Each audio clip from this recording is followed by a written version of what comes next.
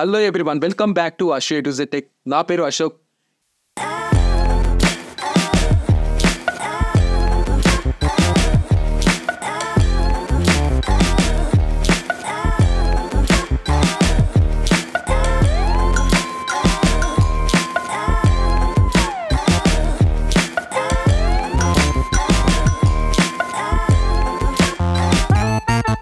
Indians ఎక్కువగా prefer చేసే vehicles brands లో హోండా బ్రాండ్ ఒకటి. ఇండియాలో హోండా కంపెనీ చాలా ఫేమస్. హోండా కంపెనీకి చెందిన 2 వీలర్స్ కావచ్చు, 4 వీలర్స్ కావచ్చు, చాలా ఎక్కువగా సేల్ అవుతూ ఉంటాయి.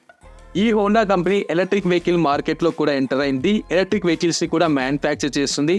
2018లో హోండా ఈ అనే ఒక ఎలక్ట్రిక్ కార్ ని ఈ హోండా కంపెనీ ఆటోమొబైల్ షోలో ఇంట్రడ్యూస్ చేసింది.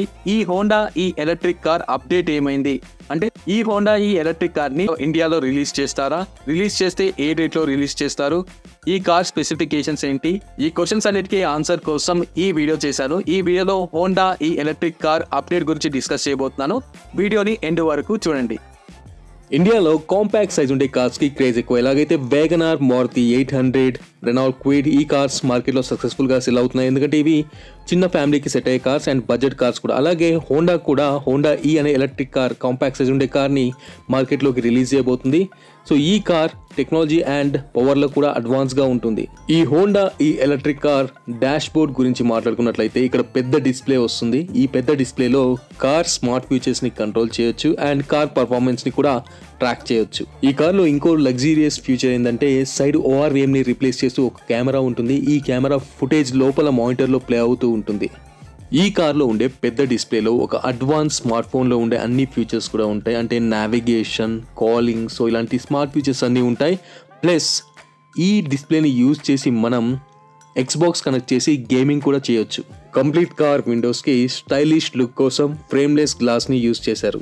ఈ హోండా ఈ ఎలక్ట్రిక్ కార్లో యూజ్ చేసిన మోటార్ గురించి మాట్లాడుకున్నట్లయితే ఈ కార్లో 136 PS పవర్ మోటార్ని యూజ్ చేశారు. ఈ మోటార్ 350 Nm టార్క్ని ప్రొడ్యూస్ చేస్తుంది. 0 to 100 స్పీడ్ని 9 సెకండ్స్లో రీచ్ అవుతుంది. అలాగే కార్కి 145 టాప్ స్పీడ్ని ఇది ప్రొవైడ్ చేస్తుంది. ఇక బ్యాటరీ విషయానికి వస్తే 35.5 kWh లిథియం అయాన్ బ్యాటరీని ఈ కార్లో యూజ్ చేశారు. ఈ 35.5 kWh lithium ion battery 170 km range అయితే కార్కి ప్రొవైడ్ చేస్తుంది. నా వీడియో చూసిన తర్వాత ఈ ఇన్ఫర్మేషన్ మీకు యూస్ఫుల్ గా అనిపిస్తే వీడియోని లైక్ చేయండి, ఛానల్ సబ్స్క్రైబ్ చేయండి, నోటిఫికేషన్స్ ఆన్ చేసుకోండి, బెల్ ఐకాన్ పైన క్లిక్ చేసి నోటిఫికేషన్స్ యాక్టివేట్ చేసుకున్నప్పుడు ఆల్ సెలెక్ట్ చేసుకోండి. కింద డిస్క్రిప్షన్లో నా Telegram link, Instagram link, Facebook link, ఇంకా వాట్సాప్ ఛానల్ లింక్ కూడా నేను ప్రొవైడ్ చేశాను. ఇన్స్టాగ్రామ్, ఫేస్బుక్లో ఫాలో అవ్వండి. వాట్సాప్ ఛానల్ లింక్ పైన క్లిక్ చేసి టెలిగ్రామ్ ఛానల్ లింక్ పైన క్లిక్ చేసి వాట్సాప్ ఛానల్, టెలిగ్రామ్ ఛానల్లో జాయిన్ అవ్వండి. ఈ హోండా ఈ ఎలక్ట్రిక్ కార్ 170 km రేంజ్ ఇస్తుంది. 170 km రేంజ్ అంటే when compare to other electric cars చాలా తక్కువ range. So range point of వ్యూలో చూసినప్పుడు అదర్ కార్స్తో కంపేర్ చేస్తే ఈ కార్ రేంజ్ తక్కువ.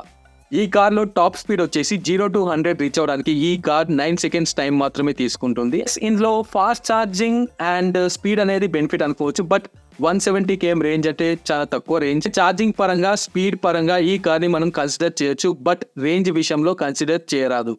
అలాగే ఈ కార్ని ఛార్జ్ చేయడానికి ఆల్మోస్ట్ 5 hours 15 minutes టైం పడుతుంది.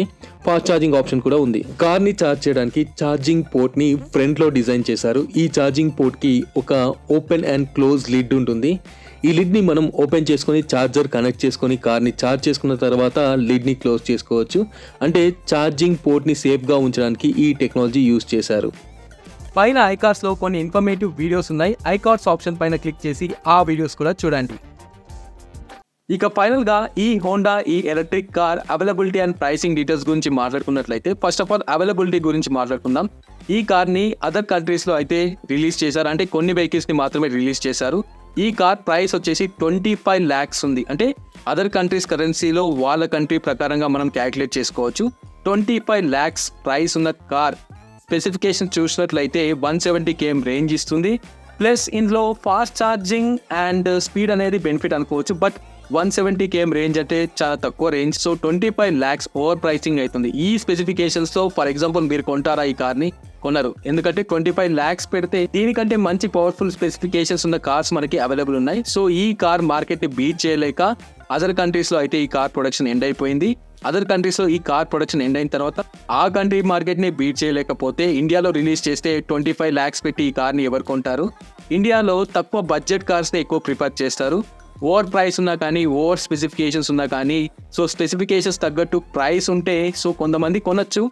బట్ అంత ప్రైస్ పెట్టి 25 lakhs పెట్టి అయితే మ్యాక్సిమం ఎవరు కొనరు. 25 lakhsలో ఇండియాలో ఇంకా మంచి కార్స్ వస్తున్నాయి. ఇక ఫైనల్గా ఎవరైతే ఈ కార్ అప్డేట్ గురించి వెయిట్ చేస్తున్నారో వాళ్ళు ఈ కార్స్ పైన హోప్స్ని ఎండ్ చేసుకోండి.